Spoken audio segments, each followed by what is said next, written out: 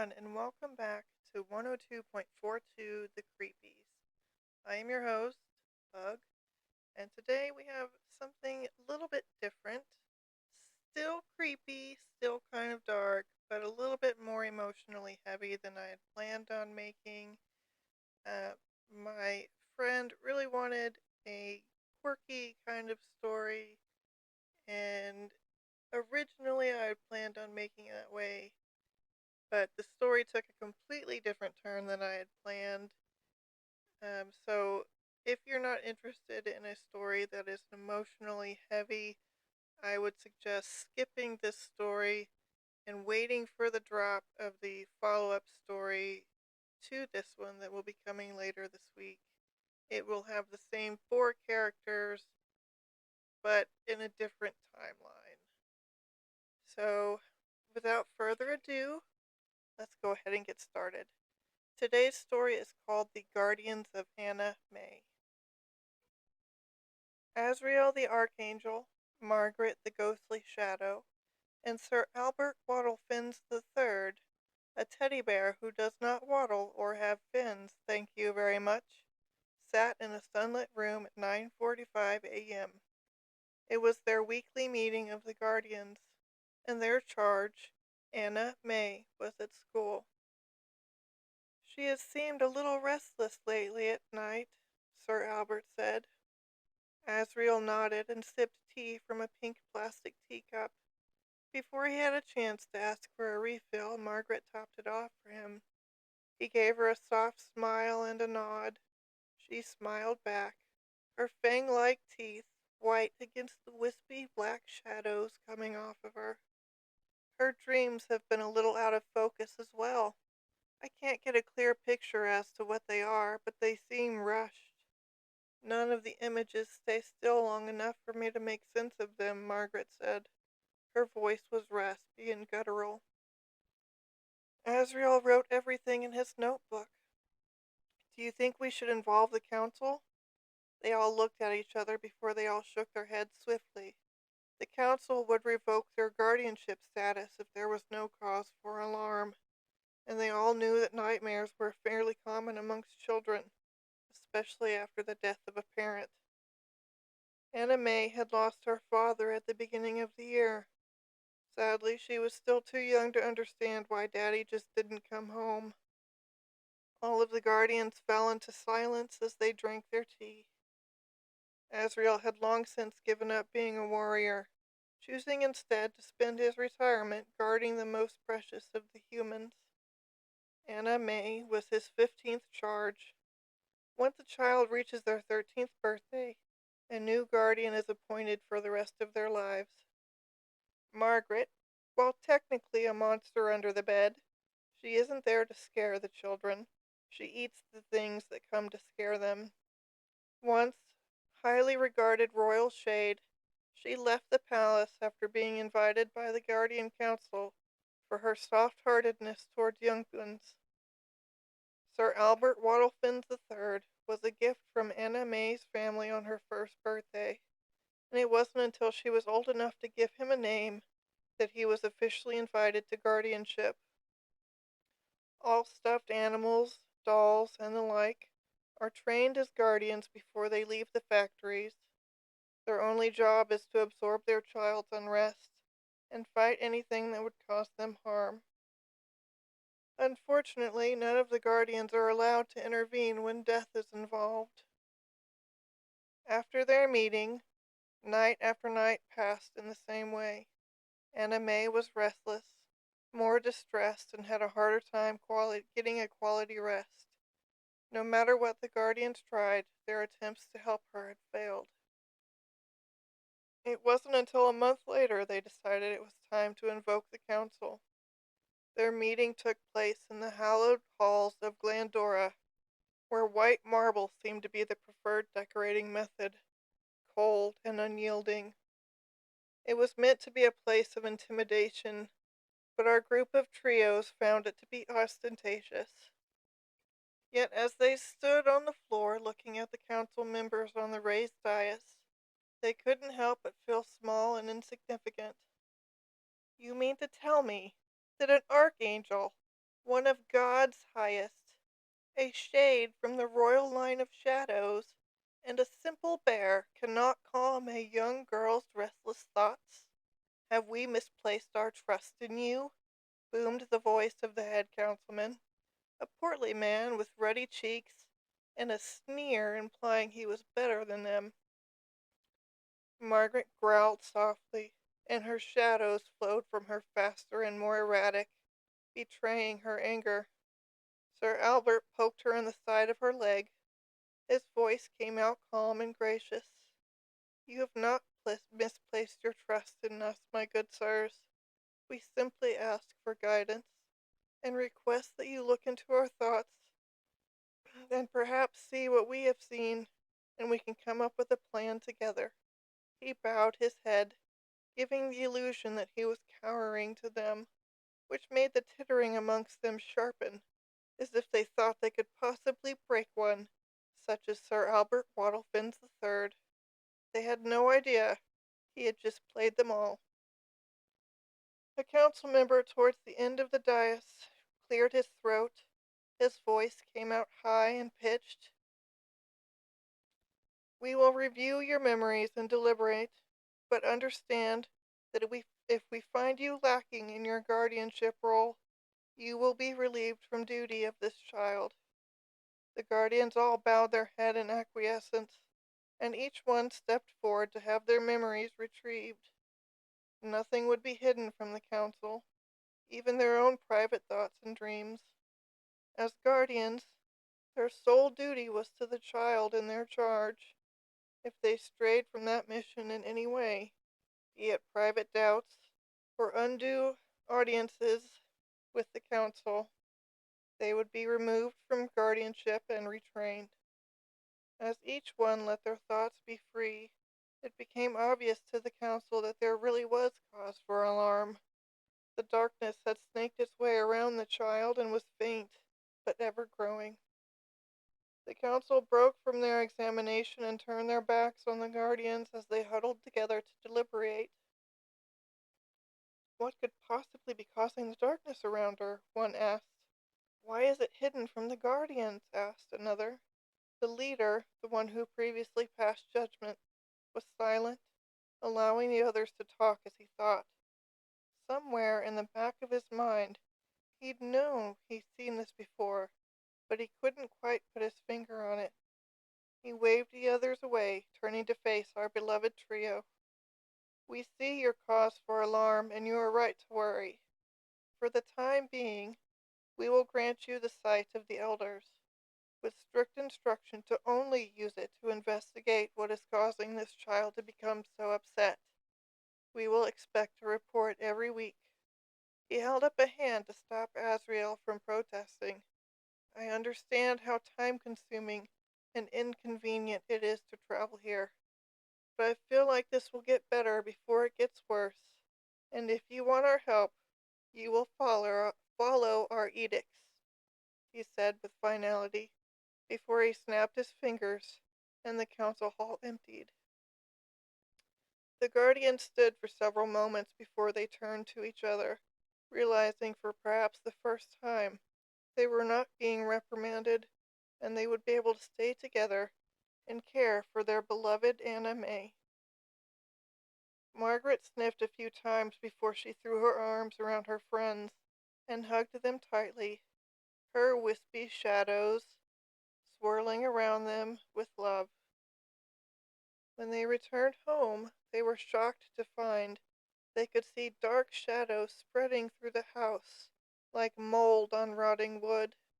It sat in the corners of the ceilings and clung to the wallpaper. It spread from room to room, but Anna May's held the worst of it, where it dripped from the walls. Azrael wiped his hand over it, and it shrank back like a living thing. One by one, Sir Albert, Margaret, and Azrael wiped their hand along the wall and watched the darkness shrink away. They spent the rest of the day clearing Anna May's room and moving from room to room to clear it all away. Finally, they had eradicated it, or so they thought. When Anna May returned from school, they noticed the darkness swirled around her like a small tornado, and she walked past her bed to put her backpack away. Both Sir Albert and Margaret touched the tornado. It shrieked and vanished. That night, Anna May had the best sleep she had had in weeks, and the guardians all sighed in relief. For almost a week they watched and waited for the darkness to return, but it did not.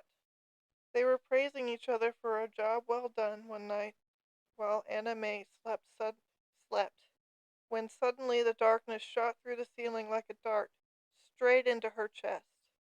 She started shrieking and crying, alerting her mother. She ran in and scooped her daughter into her arms, rocking her back and forth, trying to soothe her. Anna May clung to her desperately and sobbed. The mother picked her up and carried her back to the room with her. The guardians felt helpless. The next second, they were summoned to the council chambers, where they were given expedited transportation. When they entered the chambers, they found chaos.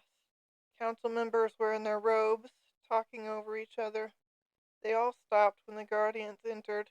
"It took you long enough. Do you have no sense of urgency?" the head council member roared. Margaret snarled and stepped forward. Her shadows billowed around her in anger. "You sent the summons 2 seconds ago. We just watched our child get hit in the chest with a darkness dart, and you dare yell at us?" The council member swallowed and bowed his head. "You are right. I apologize." The rest of the council members stared at him in stunned silence. Asriel unclenched his hands, and Sir Albert let go of Asriel's arm. "Am I to understand that you know what is happening?" Asriel asked gruffly. The council member took a ragged breath and ran a hand down his face before he nodded. "I had hoped that I was imagining the danger. After all, no one has heard from the Typhon in centuries. An ancient deity bent on bringing sorrow to the vulnerable. And your child is both vulnerable in age and in spirit. If you do not banish the Typhon, her sorrow will spread through her soul, and she will never feel anything more than a fleeting sense of joy again. It will swallow her spirit completely." Sir Albert stood taller and puffed out his chest. "How do we fight something so ancient?" "You will have to travel to the realm of the anguished souls and fight it there. It has been locked there for centuries, long before the earth began. But you will have to wait until it takes her soul before you can enter." "What?" Asriel roared. "We have to let it take her soul?" The council member nodded gravely. "Your connection to her soul will allow you entry. If you try to enter before then, you will disintegrate. The only thing to protect you from that is the light you bring to her soul. That is your key. If you cannot defeat the Typhon, you will all be stuck there for eternity." Silence descended the council chambers as each person and Fluffy Bear took in the gravity of the situation. "How long until the Typhon takes her soul?" Margaret asked raggedly. Her wispy shadows poured off of her in long rivers. Asriel could hear the pain in her voice, and he suspected that if she had eyes they would be filled with tears. He himself had a hard time keeping his own eyes dry. Sir Albert had no such discretion, and he openly sobbed. Small tufts of cotton fell from his brown plastic eyes. Even the council member had to keep wiping his eyes. Once the Typhon finds someone vulnerable, it wears down their light. It will take 3 months for it to be able to take her soul. You have 1 month to come up with a plan, and rest assured you will have any and all available resources from us. However, we cannot directly join you in this fight. You must rely on each other." The guardians had never felt the weight of responsibility to a child as heavy as they currently did. They grabbed each other's hands, hoping to find comfort and offer it in return. As they turned to leave, Each one of the council members offered prayers of strength, wisdom, and victory. Night had given way to dawn by the time they returned. The dark-like, mold-like shadows had returned, bigger and darker. Again the guardians went from room to room, banishing the darkness. But now they knew it would only stave off the inevitable. Gone were the weekly meetings. Now they had daily ones, as they watched their child withdraw deeper and deeper into herself. Her nightmares became more frequent and volatile. Their helplessness grew, and their anxiety reached new heights. Day by day, hour after hour, they spent their time training and calling on other guardians for help or advice. Very few could offer any insight into the Typhon, until Abigail Buttercup came over for a rare playdate with her human. Abigail was a mermaid doll with white blonde hair and centuries' worth of knowledge. She was one of the very first guardians. Though her name had changed many, many times, she was old enough to sit on the council if she chose. But she enjoyed life amongst the children in the world. She enjoyed their creativity and their love for their toys, even if it did cost her her hair a few times. The Typhon, really? She asked, during a moment of reprieve from playing lawyer mermaid. Sir Albert, Asriel, and Margaret nodded. She lost her father this year, right? Again the guardians nodded. So that's how he was able to sneak in. Trauma often makes the spirit and the soul sick. Even if a person can laugh and have fun, there was always a feeling of malaise in the spirit. It makes people, not just children, vulnerable to spiritual attack. But children are especially more vulnerable in nature anyway, hence why guardians became a requirement. However, the Typhon is only so strong. While he can feed on anguish, it isn't a sustainable energy source. He might have been banished to the realm of anguished souls, but once he is fed on a certain anguish, he cannot feed on it again. It would be up to you three to keep him from creating other types of anguish to feed on, she said calmly. They each pondered that as the playdate continued on. With their ability to see the darkness swirling around Anna May, they could see that it was far weaker than it had been just a week previously. Every laugh made it fade just a little bit more. However, they knew this would only be a small reprieve before it came back stronger. They decided that their best plan of action would be to find out what the Typhon was feeding on and learn how to bring joy to her soul before it could create more to feed on, though that seemed more impossible than they thought they would be. Anna May's nights quieted, and she acted more like herself day after day. As much as they wanted to breathe a sigh of relief, they continuously had to banish the dark mold from the rooms, every time it came back darker than the previous times. The day came unexpectedly, on Halloween of all things. Anna May's mother dressed her up and announced they were going to the cemetery so her dad could see her costume. Anna May's little face lit up, thinking she was finally going to see her daddy again, and the guardians knew this was the day that would begin the fight for her little soul. When the mother and Anna May returned home, the guardians knew it was time. Anna May was covered in darkness, and her eyes stared blankly ahead. She barely responded when her mother talked, but the guardians could see a thin ribbon of light twisting and twirling out of the house. This was the path they would need to take to get to the realm of the anguished souls. They waited until the girl had been put to bed, and they set out through the city. They walked for what seemed like days before they came to an entrance of an underground tunnel. The thin ribbon of light grew stronger and twisted more urgently. They followed it into the tunnel, not realizing they had just entered into another realm. This realm was bright, filled with laughter and joy. Souls stopped and stared at them as they walked past. Whispers rose through the air until they became a crescendo of cheer, well wishes, and prayers. The next realm was slightly less melodic with happiness, but nonetheless, their pass through the realm ended the same way. The next was gloomy, foggy, and kind of all around run down. But the sound of the souls of that realm offered their sincere blessings and and hope for the one that they were meant to save. Finally, they entered the realm of the anguished souls. There they could see all of the anguished souls were tethered in place, hovering in the air like balloons.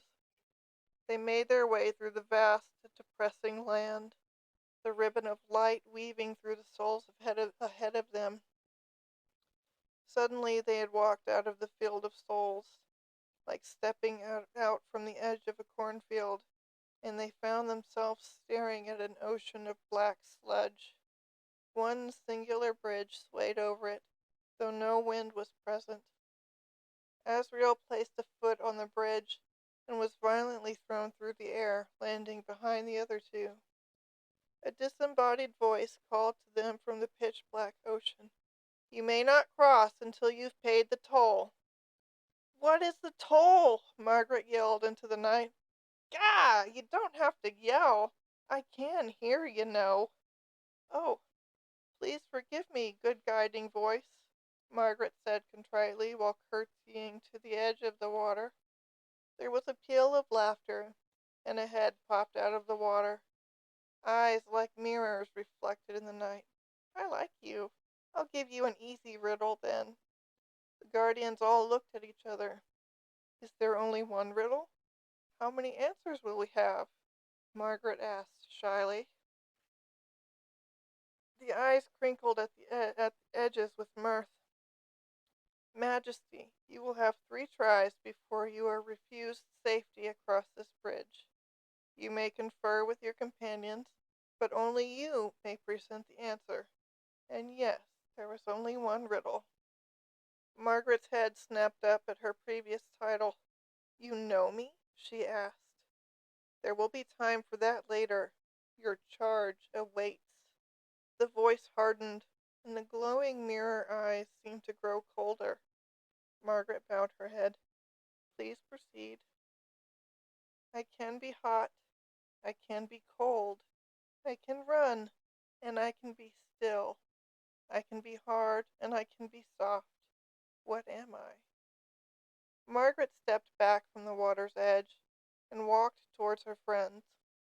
Sir Albert scratched his head. "That sounds complicated." Asriel snorted. "It's a trick, Albert. That's the beauty of it. It's quite simple." Margaret tilted her head towards Asriel. "Then what's the answer?" "Oh, I don't know. I just said it was meant to sound complicated," he said sheepishly. Margaret threw up her hands.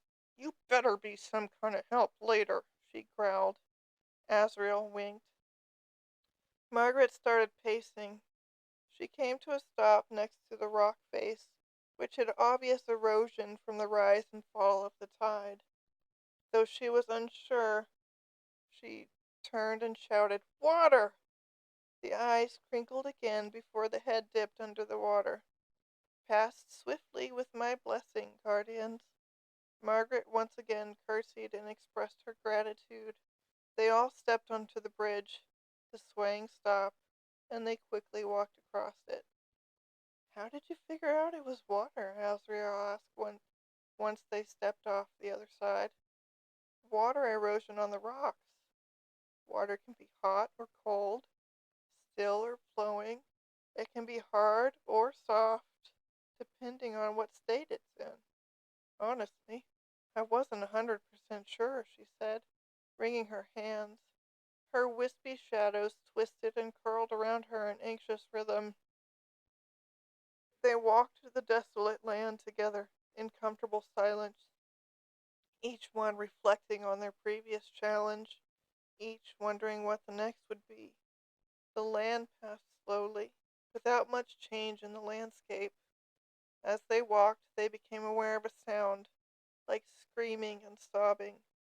Before them, 10 souls huddled on the ground, curled around themselves, crying in agony. They stopped, watched the scene before them with despair.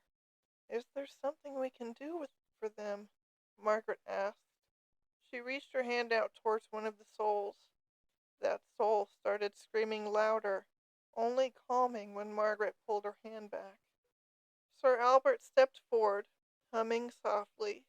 He dropped to the ground and crawled slowly across to the closest soul. He hummed continuously, even as the soul greedily reached out and pulled him towards her, rocking back and forth while sobbing. Sir Albert closed his eyes, never once stopping his song, and just let himself be cuddled. Before them, the soul calmed, released him, and quickly fell asleep. He did the same with the other 9 souls, never once breaking his song, and allowing each soul to hold and rock him until they calmed. "Bravo, Sir Albert," came a voice from the sky. "Your gentle nature and steadfast calmness soothed these spirits. You did so with patience and kindness. You may pass." Sir Albert bowed, and they softly tiptoed past the sleeping souls. "Did you know that would work?" Asriel asked. Sir Albert nodded. Sometimes all a person needs is to hold on to a teddy bear. More often than not, grown-ups forget what it is like to receive the comfort of a bear, being told after a certain age that stuffed animals are for babies. Asriel and Margaret both pat Sir Albert on the back gently, and their trek through the realm resumed. Soft light began to break the sky. Though the realm lacked color, there was no grass, and it was mainly made up of hard, dry dirt. They occasionally ran across a creature scurrying out of their way. They walked until the sun had reached the middle of the sky, when they were surrounded by creatures with swords. They each stood with their backs together. "Asriel the Archangel! My! I never thought I would see the day," boomed a voice from behind the creatures. They parted, and an old man walked up. He held a walking stick. His hair was pulled back in a ponytail. His eyes were gray, and his face was wrinkled. "Tomlin, is that you?" Asriel asked in disbelief. "Oh, you remember me!" the man named Tomlin said gleefully. Asriel stared at him in shock. "What happened to you?" "You abandoned me!" he roared. "The great and mighty and guardian angel sent from God himself left me." Asriel shook his head. "Tomlin, no. I didn't abandon you. I was reassigned after you turned 13, like all guardian angels. You were assigned your permanent angel on your 13th birthday." He held his hands up in a placating manner. His voice was gentle, and his eyes never left Tomlin. Tomlin laughed bitterly. "Oh, yes. The loser they gave me was so fresh out of guardianship training that he fell asleep the night my house caught fire. My whole family died, but I didn't. I had to endure surgery after surgery just to try and fix the burn damage. Finally, I gave up. I stopped fighting and died during my last surgery." Asriel stepped forward and pulled Tomlin into a fierce hug, sobbing for the boy who he once protected. "I'm so sorry, Tomlin. You never deserved that." Tomlin stood rigid for a moment before he too broke down. He and Asriel fell to the ground, holding each other.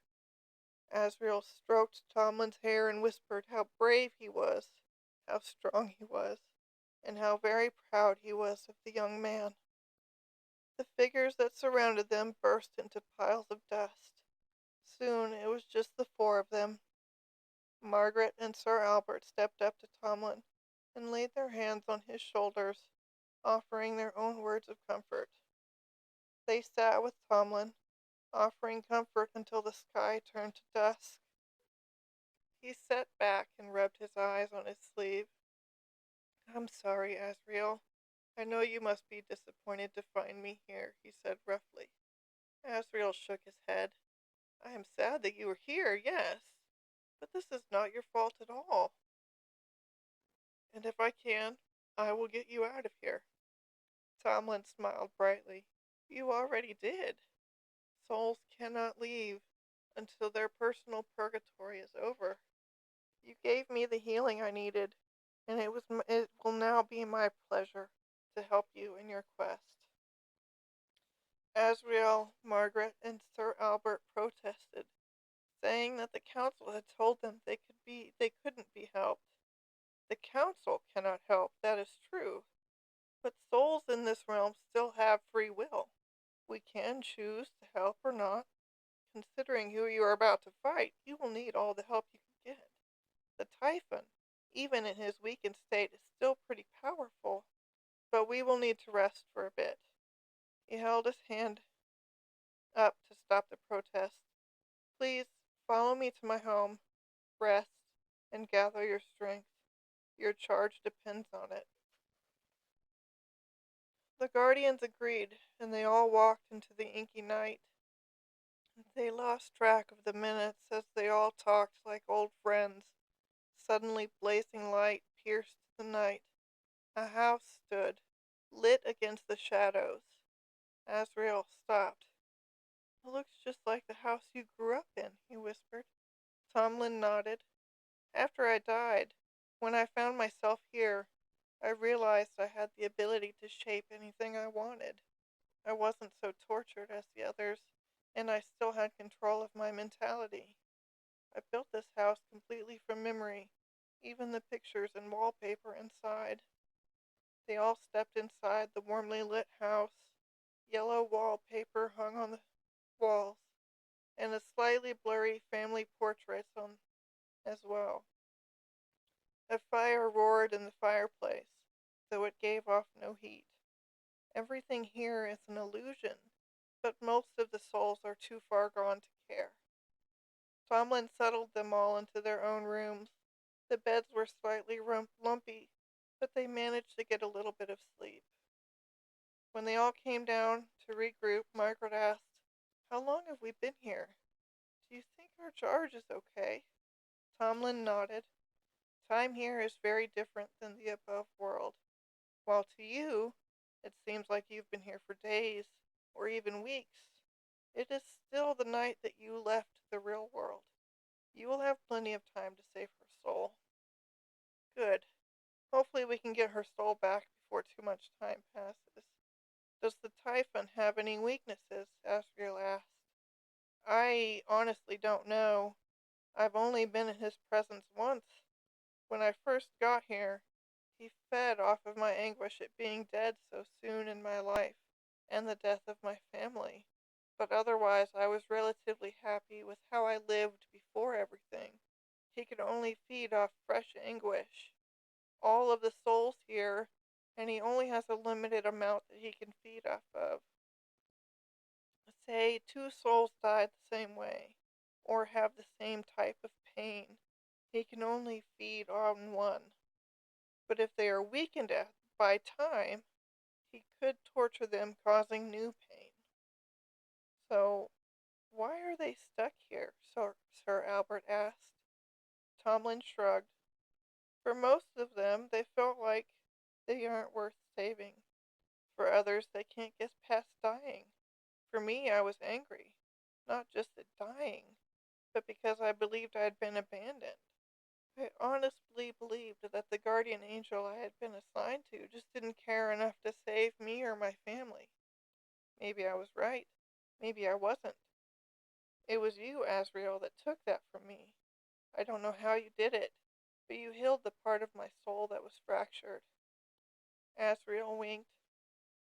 It's a gift that all angels possess. Tomlin pulled Asriel into a brief hug. I will never be able to thank you enough for what you did for me, not only when I was alive, but also here. Asriel waved his hand dismissively. I don't need thanks, Tomlin. It was the right thing to do. You're one of my most favorite children that I watched over, and I hope once this is all over you will be reunited with your family. If I need to, I will escort you to heaven myself. Tomlin grinned. Let's go save a soul. Somehow, in the time that they had rested, the landscape had changed. The sky was a dirty orange color, and the wind was howling and blowing dust. When they left the house, they turned back once more, only to see it vanish from all the dirt that was blowing. The Typhon knows you're close, Tomlin yelled to be heard over the raging wind. How are we supposed to find Anna May's soul in this? Sir Albert yelled back. You are closer than you think. The soul, the soul ribbon disappeared whenever you got close enough to the Typhon. We will walk back to where we originally met, and he will come for you. He knows if you are disoriented enough, he can throw you off course and you will get lost and end up here forever. Everybody grab hands and don't let go, no matter what. They each grabbed hands, with Tomlin in the middle. He led them back towards the area where they came upon each other the previous night. Once they reached the area, they heard maniacal laughter. Is that really the best the council could send? Pathetic, the voice said on the wind. It sounded like it had come from everywhere and nowhere at the same time. Briefly, they would catch flashes of golden light, presumably from Anna May's soul. Are you really so desperate that you had to take the soul of a child? Asriel shot back. Watch yourself, Archangel. I have a fierce hunger, and your little trio would feed me endlessly once you realize how futile your journey is. Already I grow stronger from this child's pain, the voice laughed. Asriel clenched his fist. Margaret growled, and Sir Albert kicked at the dirt. The light grew stronger before it dimmed again. Tomlin stepped forward. You lie! Already we can see her soul is fighting you. She has no other pain you can exploit. The wind faltered for just a moment, but it was enough for the dust to fall away and reveal a skeletal figure holding on to a struggling light. The figure grinned, his face nearly splitting in two, showing off a row of pointed teeth. By all means, come take her if you are so sure. The wind picked up again, and the dust swirled harder than before, causing many dust tornadoes. The group all grabbed onto one another so they would not get separated. You have to talk to her. Tell her all the good things she has at home. She has to know how much she is loved by all of you, Tomlin yelled. Sir Albert raised his head towards the sky. Anna May, I love playing tea parties with you. I love watching over you while you sleep. You are funny and smart. One of the best kids I have ever had the pleasure of guarding. Your mama loves you. Your grandparents love you. And I love you. The light glowed a little brighter and started flickering. Daddy didn't love me enough to stay, came a small, sad voice. Anna May, your daddy loved you more than anything else in this world. If he could have stayed, he would have, Margaret yelled brokenly. Do you really think so? He didn't leave because I'm bad? Anna May asked. Stop talking, yelled the Typhon. Dirt swirled and pushed at them. The sky opened, and a figure landed on the ground next to them. I'm here, baby girl. Daddy is here, he soothed. Tomlin grinned. Talk about divine timing. Daddy! Anna May's voice squealed excitedly. Her light glowed brightly, and the Typhon screamed in agony. The wind stopped, and the dust settled. When it did, there she stood, Anna May, smiling brightly and running into her father's arms. I've missed you so much, Daddy. I've missed you too, Smidgen, he said as he hugged her tightly. I will help you get her back, he said to the guardians. And and they all followed behind as the pair walked. Anna May and her father talked the whole way back to her room, where they embraced once more, and with a kiss on her forehead, her soul was once again in her body. The next day, Anna May woke up cheerfully, telling her mother about the dream that she had, where Daddy came and told her about heaven, how he was always watching over her. And once they had left for school, the guardians met for their weekly cup of tea. Tomlin was escorted to heaven by Anna May's father. From what I heard, there was a big reunion with his family.